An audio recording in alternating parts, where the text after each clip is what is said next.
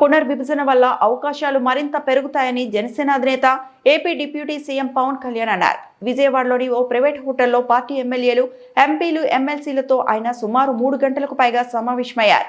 Party బలోపేతంపై చర్చించారు. సభ్యత్వ నమోదు, పార్టీ కమిటీలపై చర్చించారు. నియోజకవర్గాల్లో సమస్యలపై ఆరా తీశారు. కమిటీల ఏర్పాటు విషయంలో పిఠాపురం మోడల్ ని మిగతా నియోజకవర్గాల్లోనూ అమలు చేయాలని సూచించారు. కూటమి పార్టీల సయోధ్య విషయంలో దిశానిర్దేశం చేశారు.